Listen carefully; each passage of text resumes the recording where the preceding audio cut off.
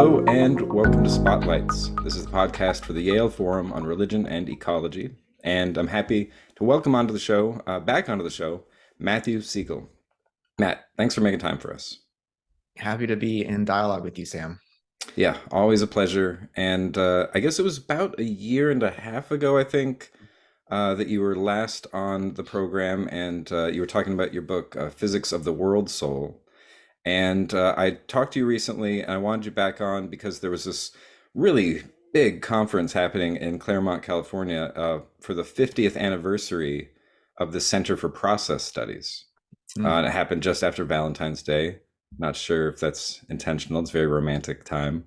So I wanted to chat with you about that, and chat with you about a new book you have coming out called Crossing the Threshold: Etheric Imagination in the Post-Kantian Process Philosophy of Schelling and Whitehead.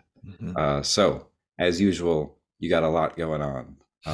And for folks that don't know you, they must not be on the internet, because really you do a lot of, you're a teacher, you're assistant professor in PCC at CIS. Can you hear that on your end? I can. Yeah, I should tell people there's some tree work being done like right outside my window. We're both in Sonoma County here in Northern California, and it's been crazy amounts of rain for like 6 weeks now. And that means the trees are all having a tough time. So Yeah. I'll try to keep myself on mute for the most part, You're still and coming through pardon. loud and clear though, so Good. it's not like I I can think. yell over pretty much anything. So yeah, hopefully that's not too annoying. But it's, since we are talking about ecological issues, nice to know rain and trees and things like that are still part of the podcast. So yeah, you're a professor in the Philosophy, Cosmology, and Consciousness program at the California Institute of Integral Studies, and you do a lot of teaching, a lot of writing, but also a very lively presence on blogging and on YouTube, Twitter, and just really, reaching out into as many possible modes of philosophical expression as possible. So I really appreciate the breadth and depth of the work you do. So let's hear about this conference. What was going on? It sounds like it was a big one. Yes, 50th anniversary of the Center for Process Studies, started in the early 70s by John Cobb Jr. and David Ray Griffin, process theologians. And David Ray Griffin passed away only several weeks ago, might have been late 2022, but there was a memorial for him right before the conference started. And John Cobb Jr. celebrated his 98th birthday just before the conference as well. And so there's this tremendous legacy to inherit. And the conference was geared towards both that sort of remembrance and celebration, but also looking ahead to the future. And so there was, I gather, an intent to invite younger, upcoming, maybe you can hear that siren, upcoming process scholars. And so I actually got to meet a number of younger scholars whose work I wasn't yet aware of, and it's quite astonishing to see the level of interest across disciplines more recently in Whitehead's work. That was very much on display for this 3-day conference. But it is a tremendous legacy to try to carry forward.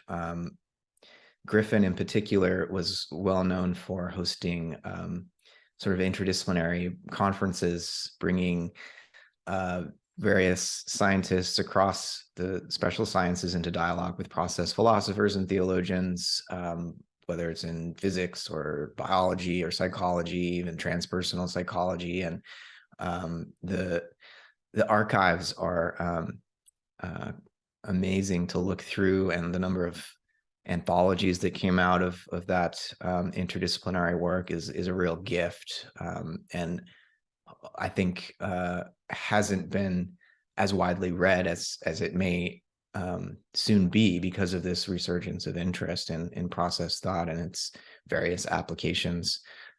So yeah, it was a 3-day conference. Day 1 was on reimagining religion. Day 2 was on philosophy and science.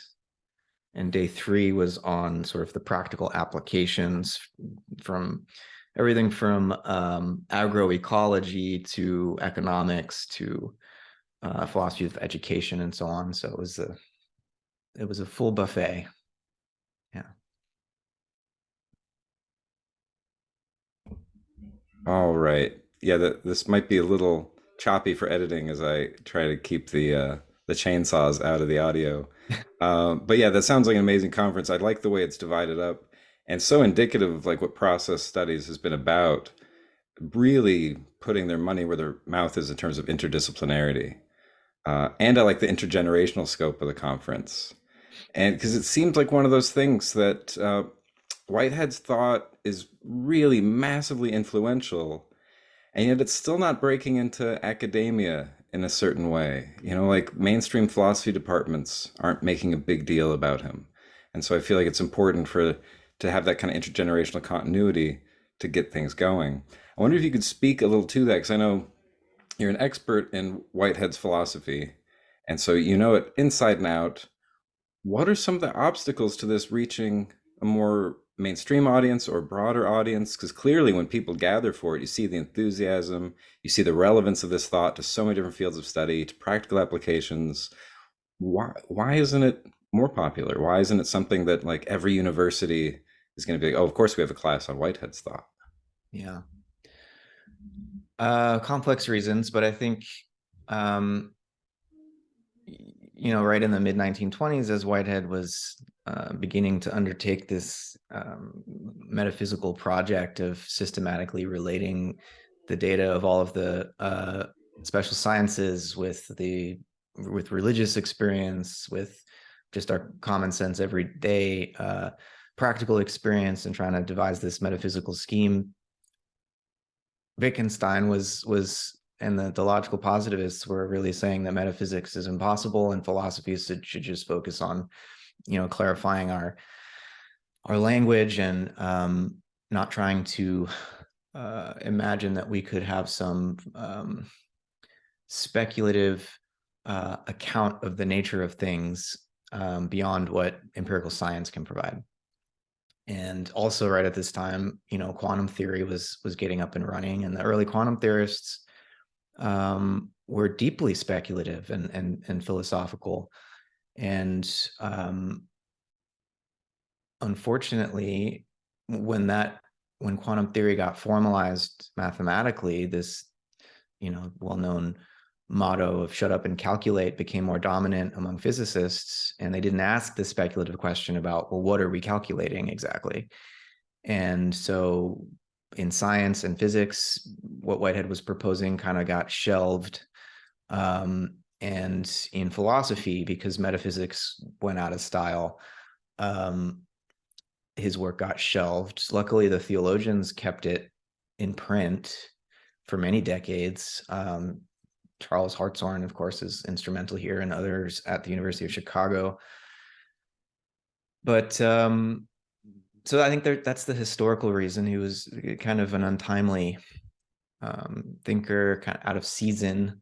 I could mention, not just Wittgenstein, but Heidegger's philosophy also, in a different sense, was closing the door on metaphysics of a certain sort. But I don't think Whitehead's, if you study it, Whitehead's philosophy and theology falls prey to the sort of ontotheology that Heidegger was worried about, and nor do I think Wittgenstein's early philosophy in the Tractatus is even his own final say on the matter. And so there's ways that if people had paid more attention to Whitehead, they wouldn't have thought that he was doing metaphysics in the way that had been forbidden. I mean, it's more of a pragmatic, hypothetical approach to speculation. You could call it, I think, I'm going to butcher the pronunciation of his name, but Dieter de Bays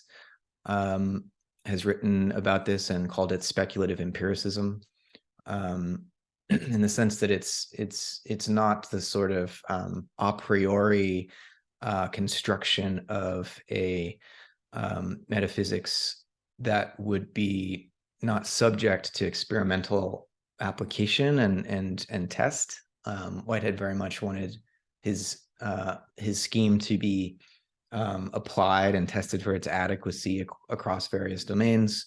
But then also, I hear from a lot of academics, not just philosophers, where I think there's less of an excuse for this, but other disciplines as well, that he's just really hard to read.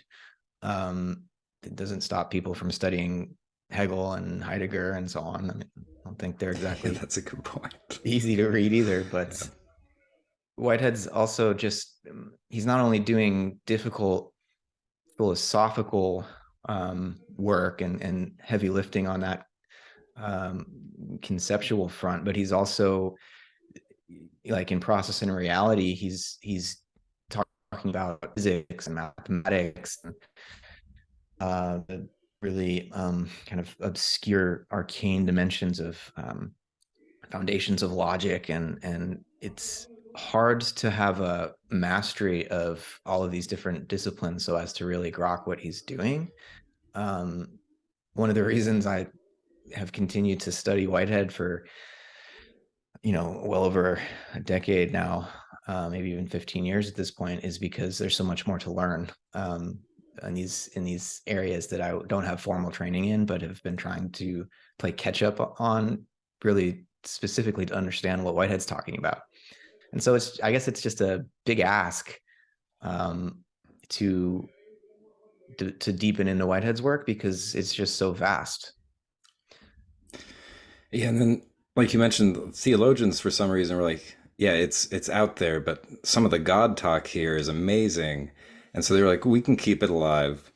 And so then and then I guess early 70s, Center for Process Studies opens up and they start really emphasizing, hey, it's not just theology, we can connect to other fields.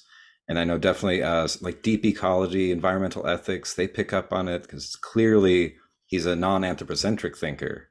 And so this could be a metaphysics to ground an environmental ethics. So it kind of starts branching out more recently. I think some of the popularity too, when you have people like Gilles Deleuze or Bruno Latour being like, "We like this guy," and we're like, "Oh, if these great continental philosophers like it, maybe it's worth checking out." So it seems like slowly he's getting some of the attention he deserves. I wonder, what are you hearing from some of the younger people at this conference? Like, what are they interested? What's their Whitehead looking like? Yeah. So I was on a panel with a couple of other youngerish scholars. I think we're all in our 30s or so. And one of them's Joseph Pettick, who's he's working with the Whitehead Research Project to republish a critical edition of all of Whitehead's books, but also lecture notes from his students at Harvard. And so Pettick and his small team, are reading handwritten student notes and trying to decipher them. They've published 2 volumes so far. So he was talking about the compositional genesis of process and reality, and there's a whole, among Whitehead scholastics, interesting debates about how process and reality was written, when Whitehead came up with various ideas that reformulated the scheme, and are there internal contradictions in the book? Like, for example, on like page 250 or something, Whitehead all of a sudden announces that one of his key categories, the category of conceptual reversion, is no longer needed, and he just goes ahead and abolishes it, but doesn't rewrite the categorical scheme, the list at the beginning of the book. He leaves it there. The whole interesting conversation we could get into about whether he's trying to exemplify his method by abolishing it but not removing it, in the sense that it's self-correcting, and he wanted to have that on display, as it were. But anyway, so Joe's talking about that, and it's like a second generation of Whitehead scholars revisiting some of the claims made by people like Lewis Ford and others about how process and reality was written. This stuff's mostly for Whitehead nerds. I don't know how relevant it is to those trying to apply Whitehead in creative ways. And then also on my panel was Lisa Lando Hedrick from University of Chicago, who gave a very interesting paper on Whitehead's understanding of truth. And she asks, in her title, was Whitehead telling the truth in his speculative scheme? And her answer is nuanced. Whitehead's not lying to us, but it seems that he was kind of deflating. I want to be careful here. In some sense, he's deflating the notion of truth as correspondence to a mind-independent reality. But and he has a theory of judgment that is coherence theory. But at the same time, he develops this very creative. One of the most, I think, insightful aspects of his metaphysics is his doctrine of propositional feelings and propositions, which for him are not logical judgments, but this form of feeling that's pervasive in the physical world, that allows for possibilities to be efficacious, is one way to put it. So that, the real world out there is not just a bunch of already actualized things banging into each other, but there's room to play with possibilities. And at the human level, we call this decision and judgment, but in the non-human world, the physical world, the biological world, there are already propositions at play which allow organisms to creatively respond to their environments in ways that are not reducible to a mechanistic cause and effect. And so Whitehead does want to preserve some sense of correspondence that I can, as a human being trying to observe the natural world, I can apprehend the propositional feeling at work in a blossoming flower, say, and actually participate directly in the same proposition that I'm entertaining consciously and that is active in the plant. And so there is a kind of truth as correspondence there. But as with in so many different ways, Whitehead wants to have it both ways, because he'll elsewhere, say that it's more important that a proposition be interesting than that it be true. Right, right. Yeah, I remember that line. That's a dangerous kind of thing to say. Yes. Yeah, especially nowadays. But he does add, the next sentence is, of course, truth often adds to interest, but not always, because error is often creative. And when we, entertain a proposition that's untrue, it might function to elicit alternative interpretations that wouldn't otherwise have occurred to us, right? So yeah, I mean, very interesting paper that she presented. And there were a number of other young scholars that I could mention. Merlin Sheldrake was there. Right, I saw a photo. You, Merlin, yeah, a handful of cool people. Yeah, say a little bit about some of those folks. Yeah, so Merlin came out to talk about mycelium and fungi, and he and I have been in dialogue for several years. He took a course that I gave at Schumacher on Whitehead back in like 2018, I think, and his book came out 2020, maybe 2021, and Entangled Life, it's called. And he mentions Whitehead a few times in there. It's very process oriented and organismic in all the right ways. And so he and I are working on an article that we're titling mycelial metaphysics. And so we're trying to draw Nice. analogies going in both directions. Like, how can Whitehead's metaphysics elucidate the very strange world of mycelium? And how can mycelium help us understand some of the aspects of Whitehead's metaphysics that are somewhat obscure? Or how might the attempt to apply his metaphysics to mycelial networks actually help us expand some of his categories? and there, a lot of interesting details that we could get into, but it's an ongoing effort between Merlin and I, and he presented on the fruits that have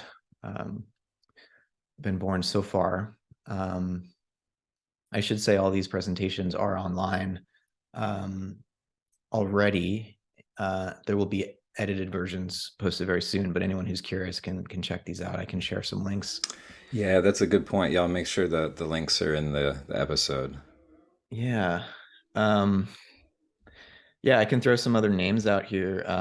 Catherine Keller moderated a panel that included Ruth Chad Garcia, Yaramillo, who was talking about Michel Serres and Nietzsche and this notion of the parasite that was very, very stimulating, kind of gesturing towards a Whiteheadian post-humanism.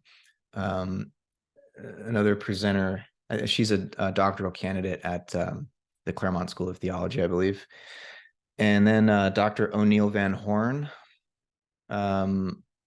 presented on soil, and his presentation was titled "The Vibrancy of Darkness," and he was using soil as a metaphor to get at all the aspects of reality that tend to get covered over when we engage in philosophical abstraction, and how easy it is to forget the ground that we stand on, the ground that feeds us. And he found resources in Whitehead's philosophy to reconnect us with the vibrancy of the soil and the way in which vagueness and obscurity and darkness are actually pregnant with possibilities and worthy subjects for philosophical inquiry, which doesn't have to always be about clear and distinct ideas.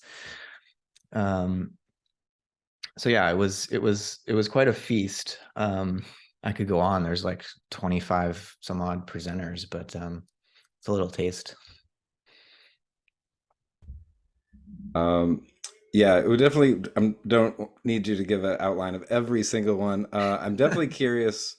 A couple episodes prior on this podcast, we talked a little bit about psychedelics and how that works with the world of religion and ecology, climate activism, and stuff like that. So I'm guessing, especially with the younger generation coming up, Yeah. there must have been some engagement with maybe just Whitehead have anything to say about psychedelics or any of those connections happening. Yeah. So Peter Josted Hughes was there, who's well known for his psychedelic philosophizing.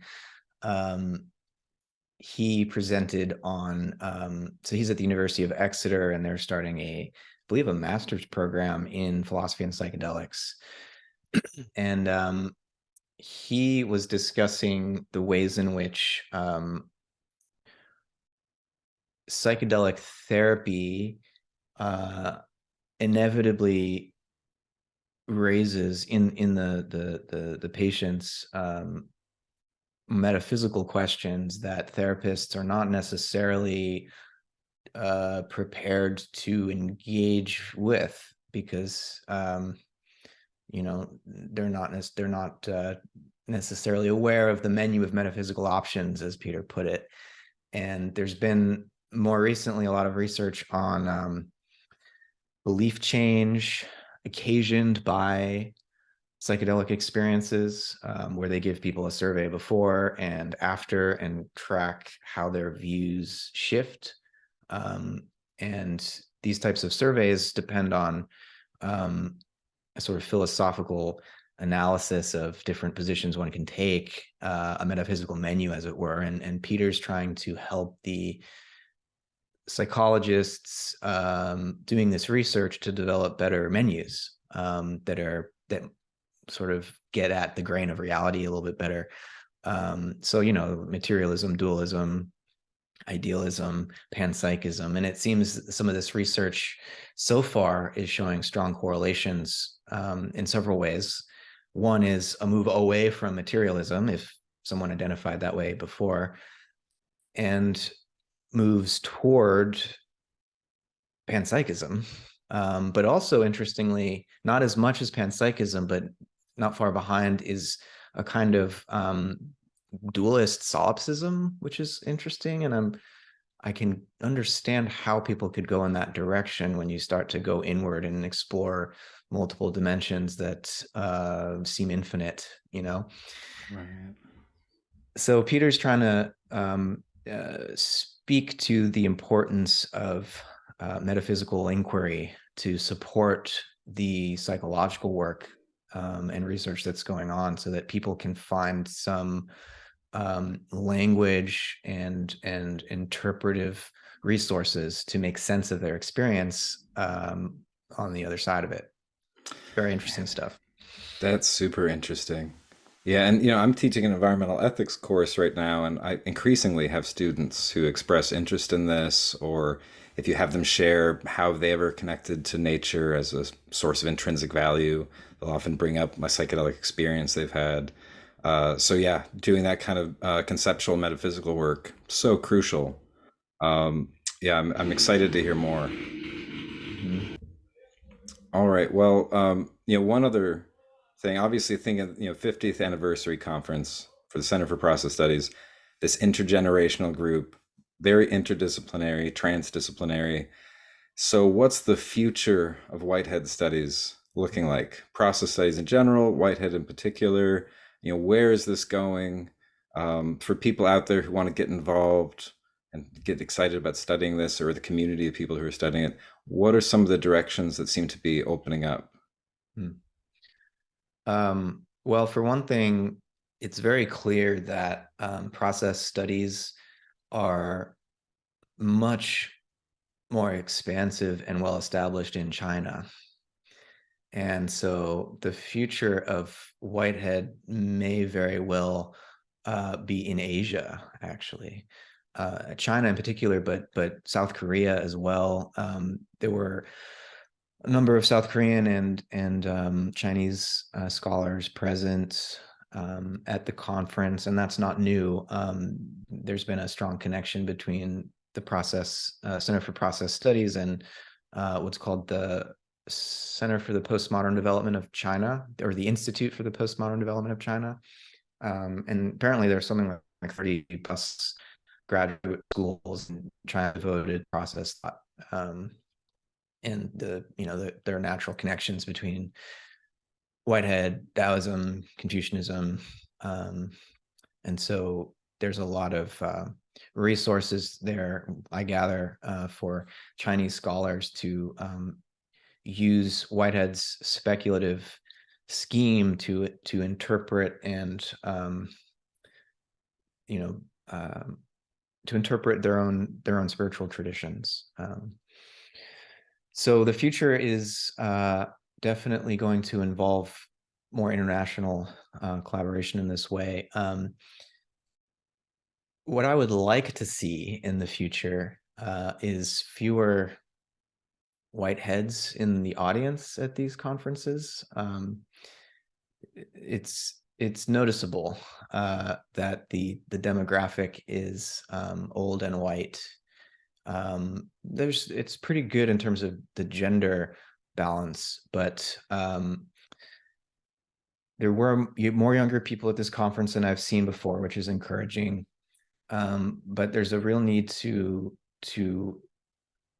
diversify, and I think there are applications in areas of economic, social, and racial justice that I think are very fruitful. But there's I don't know, translation issues or just finding ways to do more outreach. And there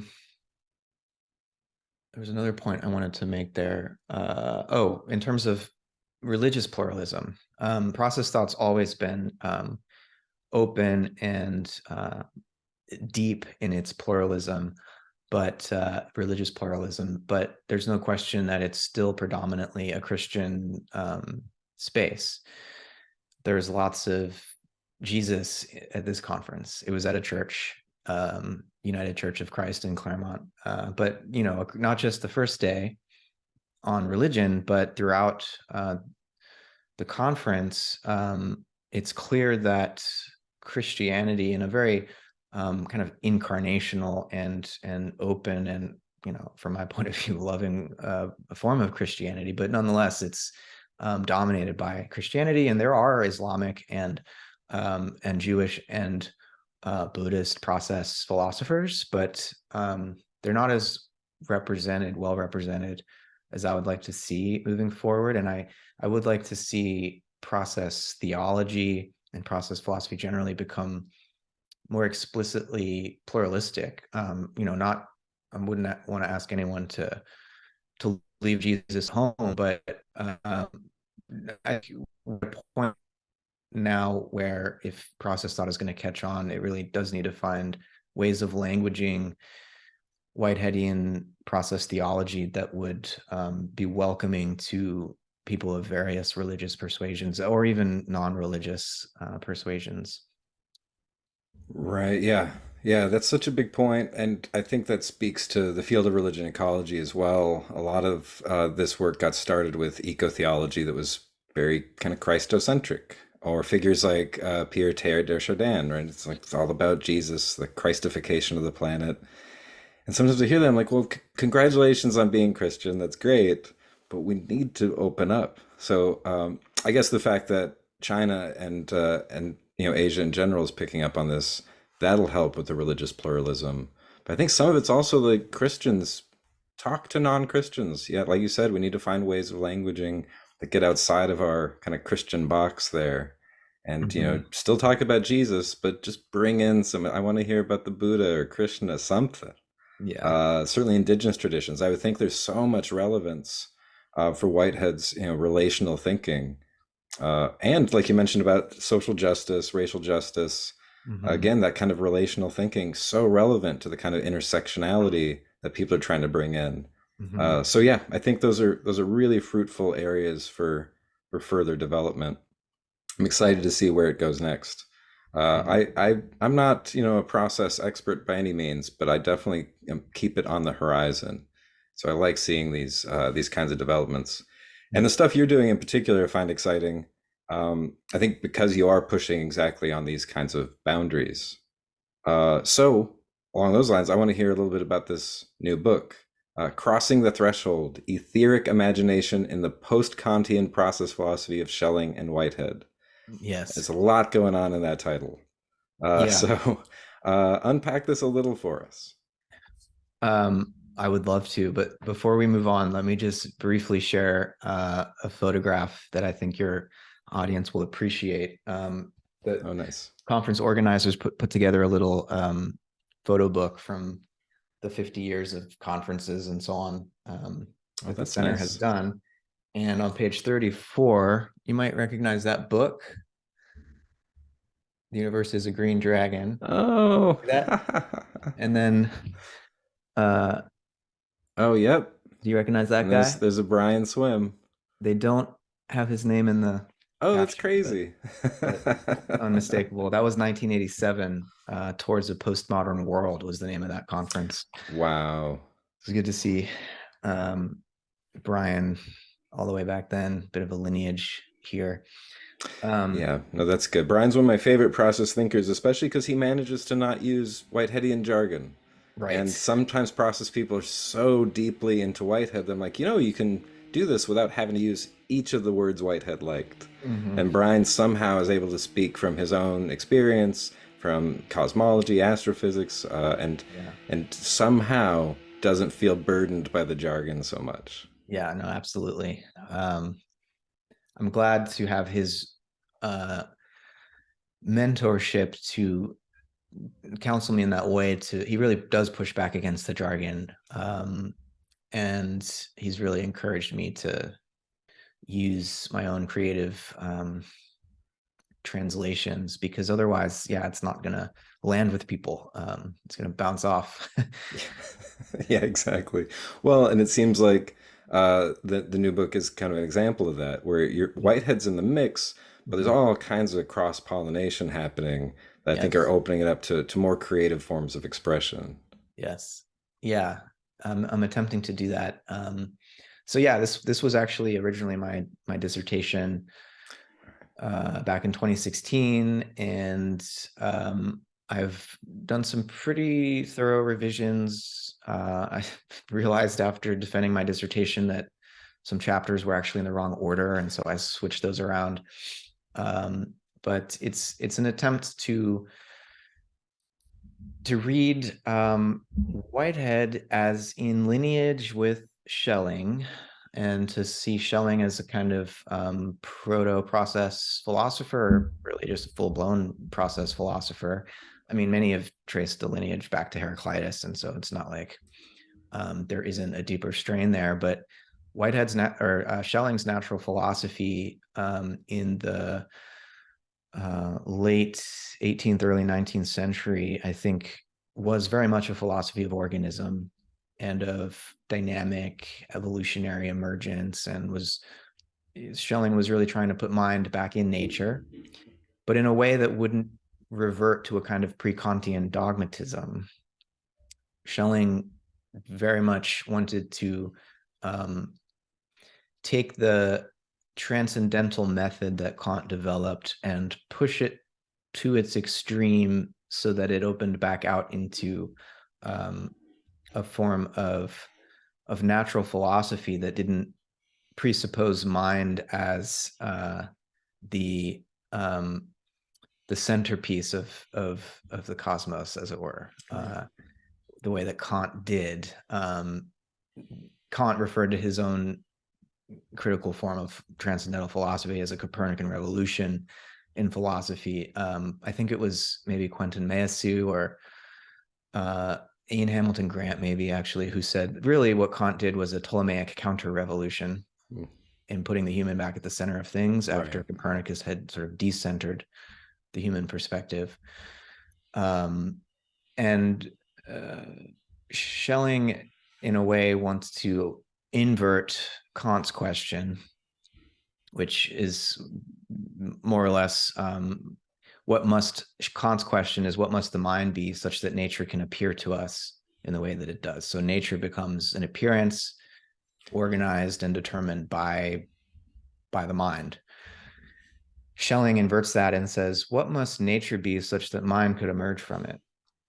And that leads him into a more or less panpsychist view of a dynamically evolving universe where at every stage of organization, nature is achieving a higher potency of equilibrium among these infinite forces that he thinks are at the ground. And he uses like the analogy of light and gravity as this kind of antithesis in the struggle against one another. There's at various levels of the organization of nature an temporary equilibrium or truce, as it were, is reached that then breaks again and then is reached at a higher level. And he describes, admittedly in a kind of analogical way that's not exactly fully scientific, but is instructive and was instructive for later scientists who did actually work out the mathematics of this, that you can move from this original antithesis of light and gravity to the antithesis of electricity and magnetism to sensibility and irritability when you get life. And it's you can see a process of evolution towards more and more intense forms of what Teilhard would call complexity and consciousness, right? I don't know if Teilhard read Schelling, but there's so much that's similar with him as well. Whitehead read one book on Schelling that I'm aware of by a Russian philosopher named Losky, and he quotes Schelling in The Concept of Nature. Other than that, I don't think he studied Schelling very closely, because unfortunately Whitehead has I think a misperception of the post-Kantian idealists. He says that unlike Kant, who was steeped in the natural sciences, the post-Kantian philosophers he felt strayed too far from science into philosophical abstraction, which I get why he would say that. Maybe it's a little bit more true for Hegel, but Schelling was right at the forefront, deeply studying all of the new paradigm sciences of his day. Right. and Goethe, who was his mentor, really instilled in Schelling the importance of experiment, and that this idealist tendency to imagine that anything we might discover in nature was put there in advance by the mind. Goethe kind of beat that out of Schelling, and so I think Whitehead was wrong about that. He just didn't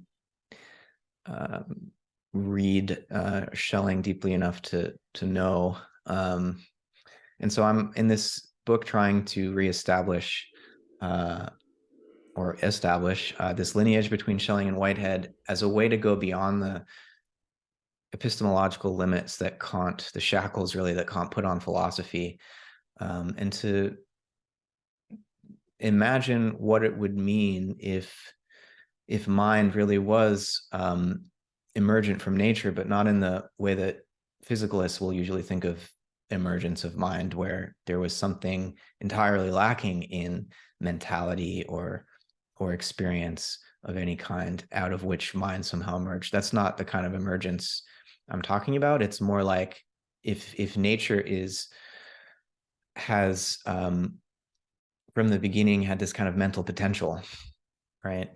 And our conscious human knowing, including scientific knowing, is a sort of reaching back into the depths of our own experience to contact this primal dimension of nature.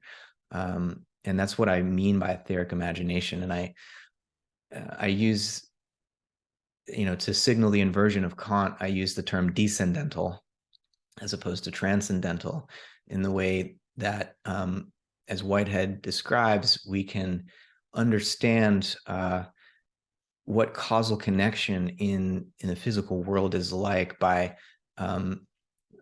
attending to our own bodily feelings. That's right on the edges of what we can even be conscious of, but I think we can cultivate this kind of awareness of visceral feeling. We're so used to, as philosophers, focusing on visual feelings, which is the most abstract form of experience that we really have, because it makes the world appear like it's out there separate from us. But that's a neat trick that the eyes pull on us. It's not actually true. It's still just a subtler, very subtle form of touch, ultimately.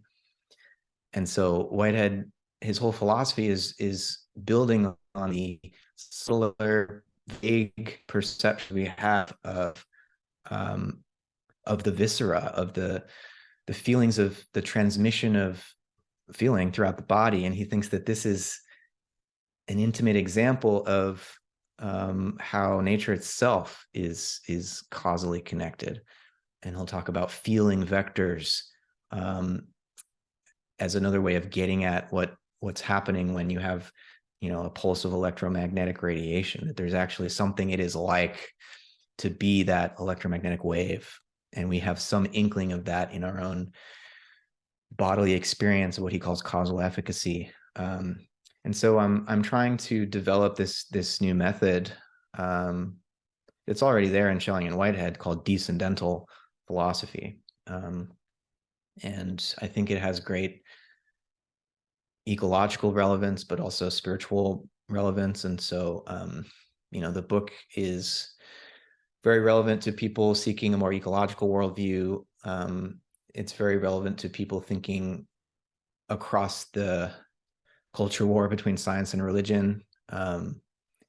It's a very interdisciplinary book. There's a lot of Deleuze and Nietzsche and the sort of postmodern, post-structuralist encounter. I really wanted to test Whitehead against these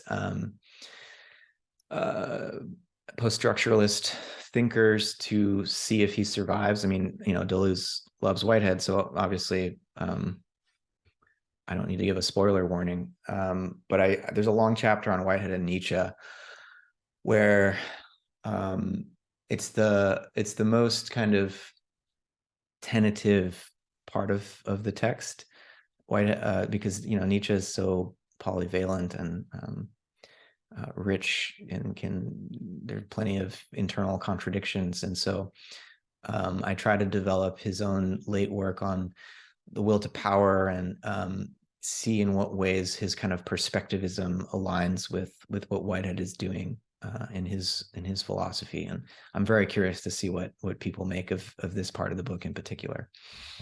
Oh, I'm excited about that. Yeah, I've thought like the kind of Whiteheadian world where everything is prehending really is similar to the kind of Nietzschean world where everything is perspective. So yeah, I'm excited about that. Well, so I wonder to clarify, so etheric imagination, that's imagination that's not just in the human. Mm, right. It's it's cosmic, and it's etheric imagination. Um, this phrase has multiple origins. Schelling had an ether theory. Whitehead had an ether theory.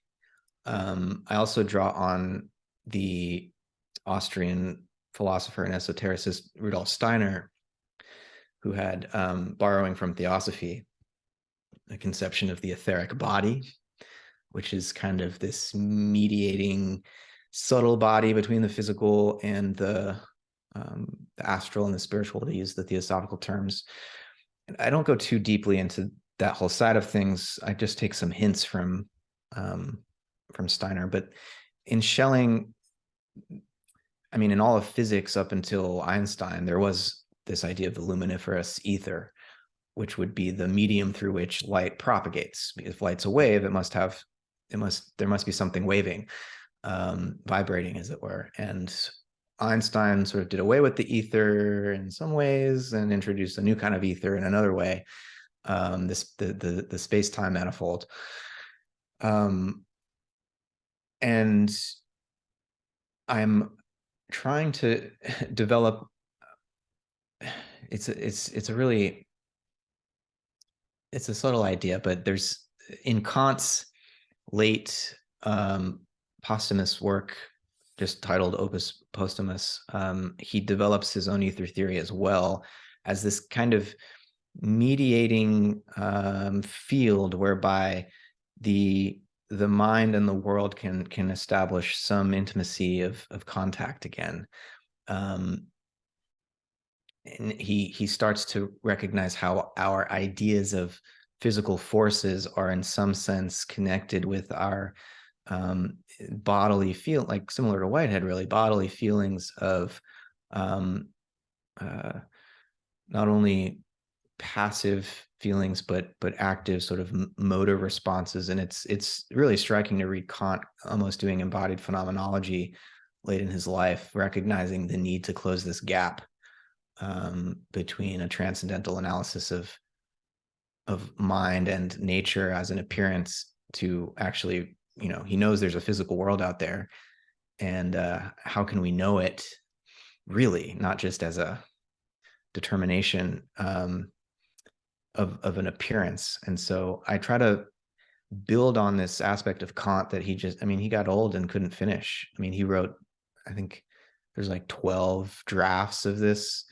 late unpublished work, and it was originally found in the wrong order. And Eckhart Forster, the German idealist scholar, put it together, gave a great introduction to it, and published it with Cambridge not that long ago. So I was able to draw on that work. And Whitehead similarly has an ether theory. He calls it the ether of events, and he really wants to distinguish it from any kind of materialistic ether, which is what physics had been imagining pre-Einstein.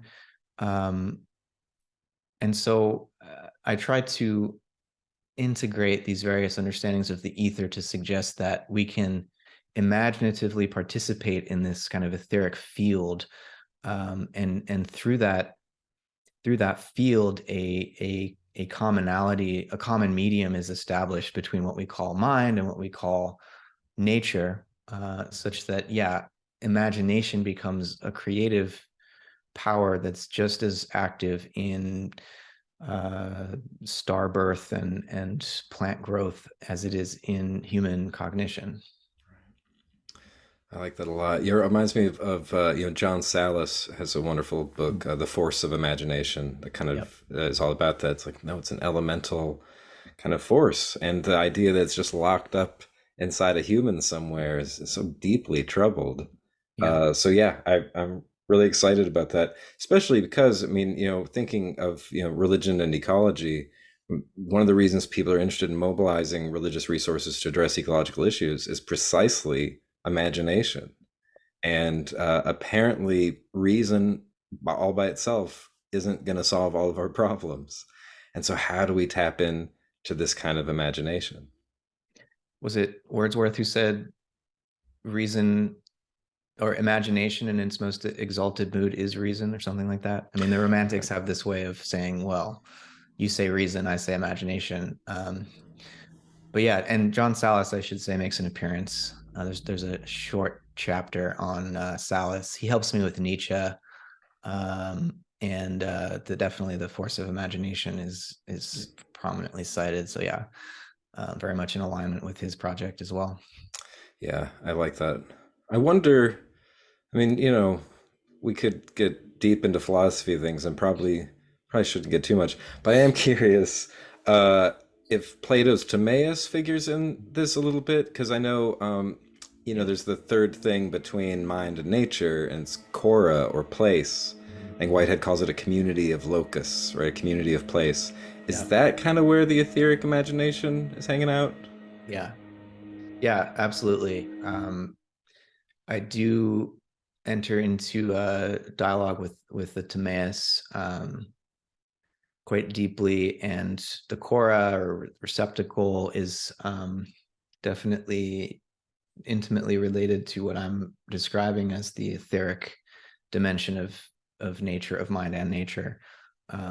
It's a, as Plato said, a dark and difficult idea, because it's like the receptacle in the Timaeus is this, it's the form of formlessness in a way. And it's not exactly ideal, nor is it exactly material. It's very much about this, it's a concept of in-betweenness. And in a process relational ontology, like that's what it's all about, And so how do we describe this both very intangible and yet so ever present and pervasive aspect of reality? Um, there's no empty space in Whitehead's philosophy. Everything is pervaded by activity. But how do we describe space as activity? And I think etheric imagination or the receptacle, the core. I mean, there are resources for doing this, but I think we need to get our we need to get a better conceptual handle on this so that we can um, avoid bifurcations and dualisms, um, and instead think more in terms of relationship and commonality. And so, the etheric imagination is my effort to contribute to that effort. Yeah. Yeah, no, I like that. That's exciting. Yeah, I'm excited to see the book. When's the book coming out? Earth Day, April Nice. 22nd. That's the way to do it. That's Yeah. good. It's hard to get a rollout like that. That's a pretty special one. Yeah. What's the press?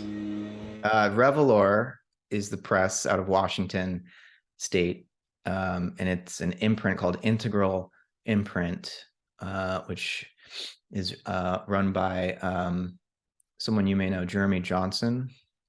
Yeah, and Jen Zart. She's the head of Revelor. It's a neat little sort of esoteric um, book publisher. I didn't want to go with a big academic press because I prefer the book to be under $100. Um, and it's, it's not your typical work of philosophy.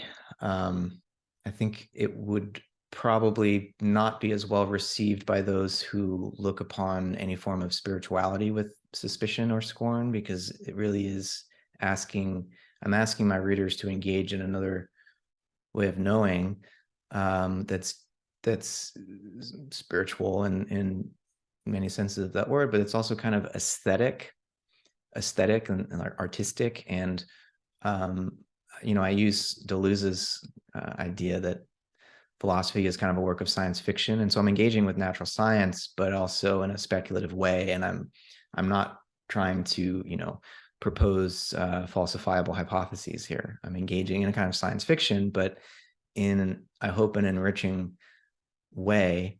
And so it's, I think, appropriate to publish with Revelor, given their audience and given the trouble I probably would have had to go through to get this accepted by an academic press. So yeah, I cut for a minute there because the noise came back on, but we were talking about Integral Imprint, Revelor Press, and the wonderful work that Jeremy Johnson's doing. And I was realizing that we had Sean Kelly on the show a while ago, and that's what his book Becoming Gaia was published under. Mm-hmm. So exciting to see. I just appreciate people working with small presses because, like you said, academic presses are pretty exploitative, making prohibitively expensive books. Even like a $50 book, it's like, well, it's not 100, but it's like 50. Come on. Yeah, it's a Uh, bargain. yeah. So I appreciate small presses are able to actually have like more affordable products, and you're supporting a different kind of intellectual community. It isn't as homogenized. Mm-hmm. And like you were saying, especially, there's this still a weird prejudice in philosophical publication where they don't want you to get spiritual. And we're still kind of dealing with the legacy of secular modernity. So I appreciate that you're kind of pushing on that. And it's definitely one of the big themes, obviously, of this podcast is we're going to need to talk about religion. We're going to need to get religious to some extent. And avoiding that isn't going to help our philosophy be any clearer, and it's not going to help us solve real world problems. Mm-hmm. Yeah, absolutely. Well, geez, I think that might be a good note to end on. We cut a handful of times, so I hope it's relatively coherent to listeners or viewers. And if not, then we'll have to have you back another time and have an even more coherent session. Because I always like talking philosophy with you, and it's one of the things I always like getting on this podcast. Because to me, it's one of the most important parts of religion ecology is doing this like philosophical work. We need the metaphysical underpinnings of it, so that we have more conceptual tools. The metaphysical menu. I like that term a lot. So yeah, happy to have you back sometime. It's nice. This is our third season, so it's nice to have some repeat guests start coming on, and Yeah. the friend of the pod. No, that's great. 3 seasons already. Yeah. Hopefully it's coherent, and but I would love any excuse to come back and chat some more. If people point out holes that we need to fill in. That's true. Yeah. If anybody heard anything that needs further explanation, let us know. We'll get back into it. Yeah. All right. Cool. Well, thanks, Thanks. Matt. Thanks so much for your time, and thanks to everybody for tuning in. We'll be back soon with some more conversations for you. So in the meantime, take care and be well.